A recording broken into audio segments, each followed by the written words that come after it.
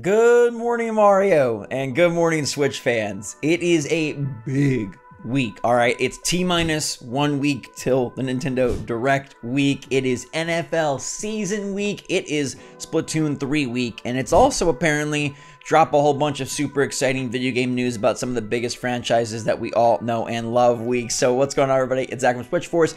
If this is your first time here, welcome aboard. We're approaching 400 episodes of this Nintendo news show, and today we're sprinkling in some extra fun candy. All right, so let's kick it off with Nintendo's announcement of the morning, basically telling us there's a new Pokemon trailer tomorrow. Yep, at 6 a.m. Pacific, 9 a.m. Eastern, we're getting another new Scarlet Violet trailer, which will probably unveil some more Pokemon and more about the game itself. Now, marketing is really ramping up as we crawl closer and closer to November, and I still love what I see from this game, so I'm super excited to see what they reveal tomorrow.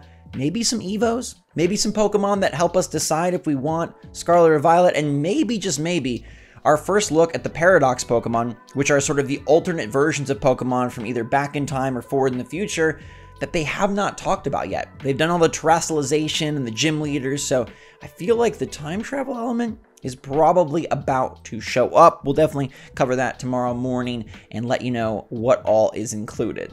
Now, included includes this weekend. Ubisoft has a Ubisoft Forward on Saturday, September 10th. They're doing sort of their, we are doing another direct thing, but it's Ubisoft style. And what's great about this is they confirmed that Mario plus Rabbids Sparks of Hope will be included. All right, that game is out in a month and a half. And I think it's going to be one of the sleepers of the year. I think it's going to surprise people, come up quickly and be like, wow, they really took this sequel to new heights. Because the first game was fantastic, and we'll find out more about what they're doing to build upon that on Saturday. This thing starts off at 11:35 a.m. Pacific, 2:35 p.m. Eastern. Very strange times. Not really sure why they're doing a 35. Never heard of that in my life, but this is Ubisoft after all, and they do make some odd choices. They're also going to be talking about Skull and Bones and Assassin's Creed. Now, we have an interesting leak here that comes from Tom Henderson, who's really in the know. He has a bunch of great information, not a lot of Nintendo stuff, but he does focus much on the other platforms and major IP. And he says there's going to be 6 Assassin's Creed announcements. Now, we talked last week about Assassin's Creed Mirage, which is supposed to take things back to the more original Assassin's era. You got the normal hood, you got the normal hidden blade, less RPG, and more just boom. We're gonna go at it in Baghdad. Apparently that's the setting of the game, and based on the screenshot Ubisoft revealed, it sure looks like it. But alongside Mirage, they're also gonna be dropping details on a VR Assassin's game, a mobile Assassin's game, another DLC for Valhalla, and Assassin's Creed Project Hex, which is the darkest Assassin's Creed ever, and it's gonna be a witch-centered Assassin's Creed, like a witch hunt, witchcraft-centered AC, which sounds super sick. I don't know how they position all these Assassin's Creeds, because there's another one that supposedly takes place in Japan with a female protagonist. So 3 major ACs, 1 VR, 1 mobile, and a DLC, all in the same showcase alongside Mario plus Rabbids and Skull and Bones. That's so much Assassins, but maybe this is a turning point for the franchise. The games have reviewed very well and sold very well, but I think going back to the origins, I mean, well, not origins, you know what I mean, back to the beginning of the series, the Jade Raymond era of Assassin's Creed, is a really smart move. We see a lot of franchises kind of returning to their roots, many of them via remakes or remasters. Like, oh, it's going to be Dead Space 1. Oh, it's going to be Splinter Cell 1. Oh, we're going to go back and do Metroid Prime 1. I like this tactic, where it is returning to the root mechanics and the gameplay that originally popularized the IP, but it's doing it with a new game. And I think that Mirage in particular looks and sounds like it's going to be fantastic. And then Hex, that's a totally different twist, right? We have a lot of Assassin's Creeds, but many of them fall in sort of a similar vein. I mean, Valhalla tried to take things much more mythological. I like the idea of going witchcraft. So it's Mirage in Baghdad, Project Red in Japan, Project Hex in Central Europe, witch hunts. Project Jade is a mobile game set in China. Project Nexus is a VR. All of this at once on Saturday. Should we stream it? I don't know. Let me know in the comments down below if you think we should stream it. A whole bunch of Assassin's Creed coming our way. I'm estimating Mirage will be a spring 2023 release to just further clump up that time of the year with so many big games.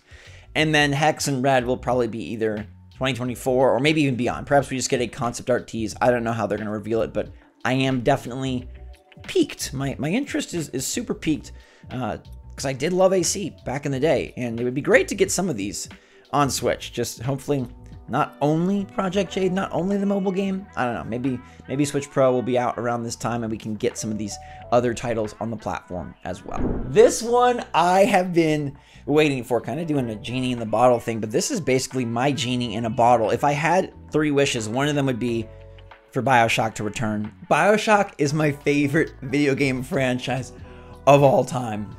Yes, more than Nintendo's IP. I know, they're very close, but I love when I played Bioshock and what it did to me, which was open my eyes to the amazing nature of games and made me want to do YouTube. Like, yes, Bioshock is responsible for me being here today, but that was like a bajillion years ago, and there hasn't been a Bioshock in forever, and they're working on Bioshock 4 at Cloud Chamber. And we have a massive leak from Oops Leaks today.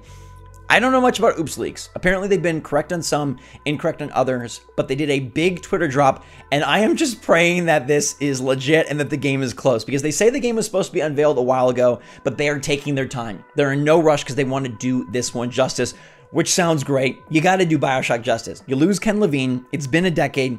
You better bring the heat.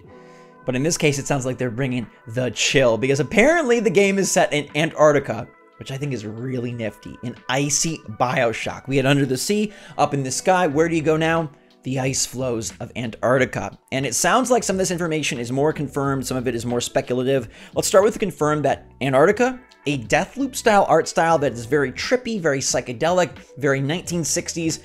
I love Bioshock's sensibilities when it comes to visuals. And I think the Deathloop style fits really well with Bioshock. Apparently, there's a female protagonist, a very cool soundtrack, and the aggregate states of water play a huge role in the plot. So like water being ice, water, gas, that has something to do with it. Remember Rapture all about the plasmids, Columbia all about the vigors, so somehow like, are we injecting ice water into our veins? I don't know, but this sounds great. And then the combat system is going to develop based on or further what they worked on in Bioshock and Bioshock Infinite by including more terrain deformation, more terrain combat techniques. You know, like in Bioshock 1 and 2, they kind of, you know, the powers, I guess, sort of utilize like water puddles to electrocute. And then Bioshock Infinite, you could actually like raise the ground and take more advantage. And here it sounds like they're just going to take it further. The next step. What more can powers do? Well, they can really affect the world around you. Elizabeth started to experiment with that, I guess, as sort of an NPC, but this would be more of you just taking advantage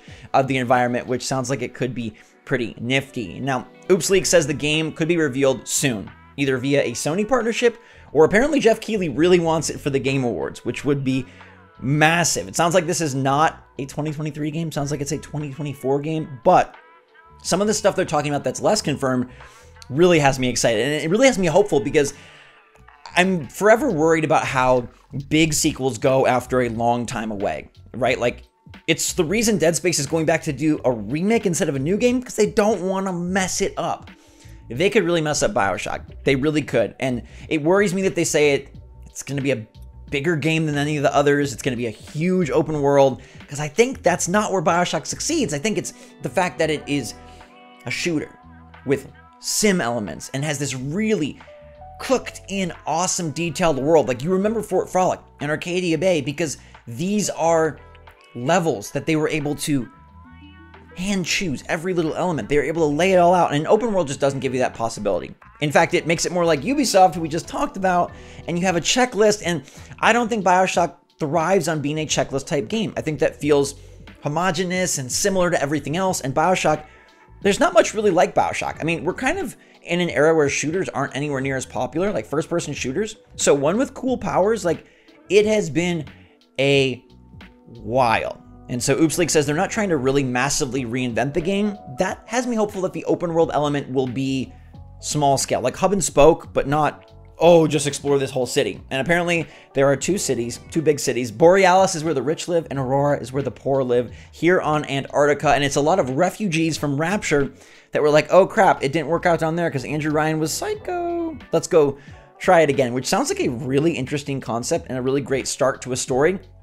Oops Leaks says not very sure if those things are accurate, but it does sound like this game is building towards a reveal. And to me, that would be the biggest moment. Like, you got Breath of the Wild, and then you got Bioshock. Those to me are the ones I just need information about. And who knows, if this is coming out in 2024, it could be on the Nintendo system. We already do have all the OG Bioshocks on Nintendo Switch. I love that they're there. This franchise is my absolute favorite. And if anybody else has even a smidgen of interest in Bioshock, let me know or talk to me, because I'd love to talk to you about Antarctica and water and how this is going to work. And interesting that water would be a focal part of the plot after they just did all the water stuff down below. Now they're out of the water, but the water still has a hold on them. Let me also say that Nintendo did something cool with their online today, and they introduced NES icons. They've been doing icons based on their big games like, Mario Kart and Xenoblade and Animal Crossing, but now they have NES icons, which I think is just a really fun callback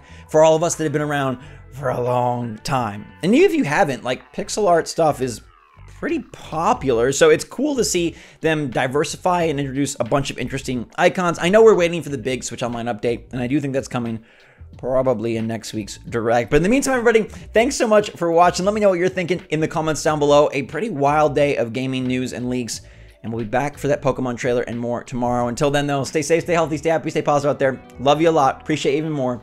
SwitchForce out.